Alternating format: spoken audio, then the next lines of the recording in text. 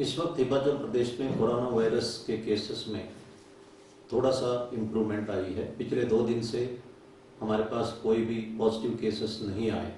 इस वक्त 23 केसेस अस्पताल में उपचाराधीन हैं और कुल मिला के 39 केसेस हुए हैं।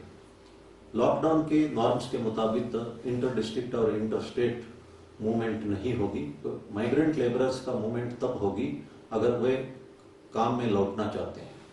एक 2 व्हीलर में सिर्फ एक ही व्यक्ति जा सकता है और एक 4 व्हीलर में प्राइवेट गाड़ी में आगे एक आदमी और पीछे एक बैठ सकते हैं। इन नियमों का पालना करना हमारे लिए जरूरी है और मास्क पहनना अनिवार्य है। देश में इस वक्त 18,000 से ऊपर केसेस हुए और 590 डेथ हुए। मास्क पहनने से आपका ड्रॉपलेट्स आपके अंदर ही रहेगा मास्क के, और इसी तरह जो दूसरों के ड्रॉपलेट्स भी उनके मास्क के अंदर ही रहेगा, इसलिए कम्युनिटी ट्रांसमिशन का संभावना कम होगी। न्यूयॉर्क में 2.5 लाख केस और 19,000 लोगों की मृत्यु होने के उपरांत मास्क कंपलसरी किया गया है। इसलिए क्यों ना हम अभी से प्रिकॉशन ले लें और इसको पहने, और पब्लिक प्लेसेस में मास्क ना पहनने पर उचित कार्रवाई की जाएगी, और अगर मास्क को सही ढंग से नहीं पहने तब भी पुलिस उचित कार्रवाई करेगी। इसको पालना करना हम सबका फर्ज है। एयर कंडीशनर को अवॉइड करना चाहिए क्योंकि इससे वायरस फैलने का संभावना है। हवा के सामने नहीं बैठना चाहिए और कमरे में अगर इस्तेमाल करना अनिवार्य है तो सफिशिएंट वेंटिलेशन रखना चाहिए। हमारा जो हेल्पलाइन नंबर है 112 नंबर, और इसमें डायल करके एक नंबर दबाने से कंट्रोल रूम कनेक्ट हो जाता है। आपकी कोई भी समस्या अगर होर्डिंग के बारे में, ब्लैक मार्केटिंग के बारे में हो या अन्य शिकायत हो, आप पुलिस को सूचना दे सकते हैं और ये 24 घंटा इसका सर्विस चला हुआ है। आपको मदद करने के लिए हम हमेशा आगे आएंगे। और कुछ सोशल मीडिया में जो मैसेजेस चला हुआ है इस तरह का कि कम्युनल जो इंस्टिगेशन हो रहा है और कम्युनल डिस्क्रिमिनेशन भी हमें देखने को मिला है, जो अस्पताल में हो या राशन शॉप्स में हो या पब्लिक यूटिलिटी सर्विसेज में हो, किसी तरह का डिस्क्रिमिनेशन हम बर्दाश्त नहीं करेंगे। और ट्विटर या सोशल मीडिया में किसी तरह का अगर लिखा जाता है उस पर भी हम कार्रवाई करेंगे। जो कोरोना वायरस है वो जाति, धर्म, कास्ट, क्रीड और वीआईपी, कॉमन मैन किसी को भी संक्रमित कर सकता है। इसलिए सोशल डिस्क्रिमिनेशन करना बिल्कुल उचित नहीं है। मैं जो केमिस्ट शॉप्स के ओनर्स से अनुरोध करता हूं कि जो भी खांसी या बुखार का दवाई खरीदते हैं उनका रजिस्टर में नाम, पता और फोन नंबर नोट करके रखें ताकि कॉन्टैक्ट ट्रेसिंग में बाद में हमें इससे मदद मिल सकता है। आप हमेशा अपनी तरफ से जो कुछ हो सकता है वो करिए।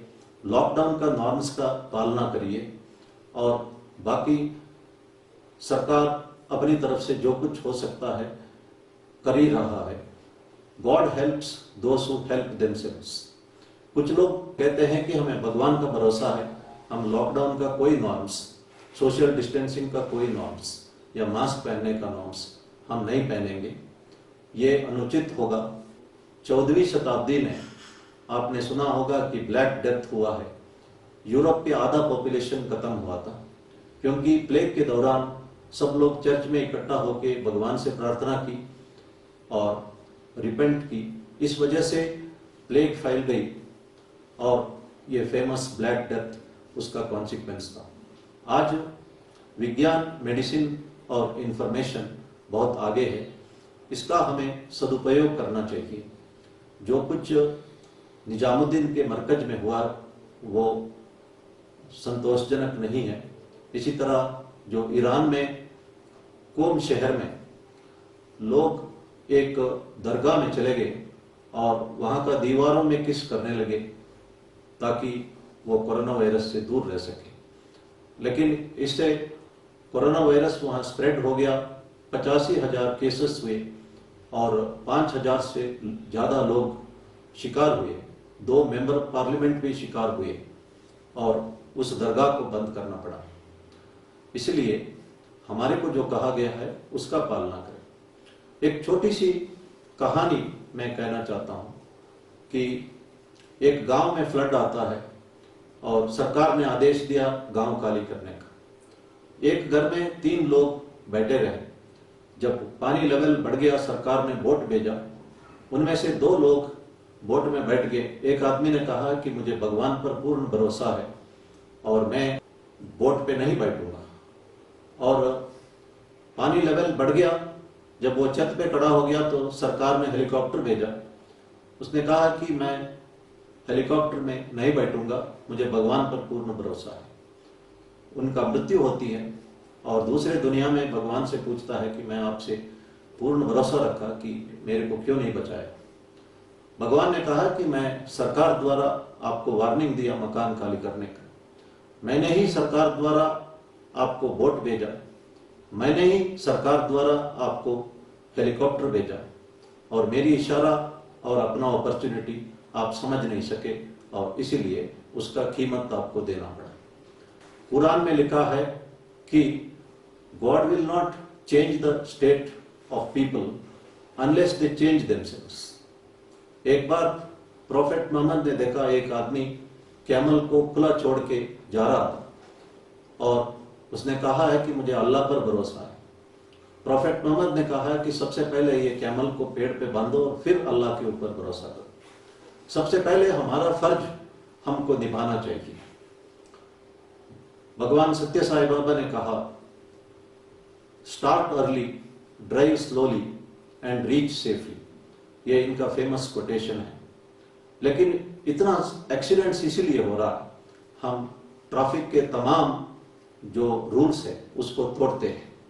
मैंने कई एक्सीडेंट्स में देखा है कि लोग कहते हैं कि साइड पर कि भगवान का दिल पत्थर है और करुणा नाम का चीज ही उनमें नहीं है। लेकिन हम सब ये बोलते हैं कि God helps those who help themselves. जो स्टूडेंट्स घर में पढ़ते हैं, मेहनत करना चाहिए, then only God helps them. There is no substitution for hard work. अगर आप सोचते हैं कि भगवान को मंदिर पे थोड़ा पैसा चढ़ाने से फर्स्ट क्लास आएगा, यह आपका गलतफहमी होगी। आपको मेहनत करना ही पड़ेगा, तभी आप कॉम्पिटिटिव एग्जाम्स है, IIT है या मेडिकल सीट्स वगैरह हासिल कर सकते हैं और इसके लिए हार्ड वर्क आवश्यक है। हमारे को जो कहा गया है वो फर्ज हम निभाएं और खड़ाई से निभाएं और एक एक चीज को 100% पालना करें, फिर भगवान हमें अपने आप मदद करेगा। जीसस क्राइस्ट ने एक बात कही, you do everything possible, then God will step in and will do everything which you can't do. आप अपनी तरफ से जो कुछ हो सकता है करें, उसके बाद भगवान आगे आएंगे और वो सब कुछ करेंगे जो आप नहीं कर सकते। इसलिए हम हर एक नॉर्म्स जो हमको कहा गया, कड़ाई से इसका पालना करें और बाकी भगवान के ऊपर छोड़ दें। मैं ये बिब्लिकल मैसेज दोबारा कहना चाहता हूं, you do everything that is possible, then God will step in and will do everything which you can't do. धन्यवाद। जय हिंद।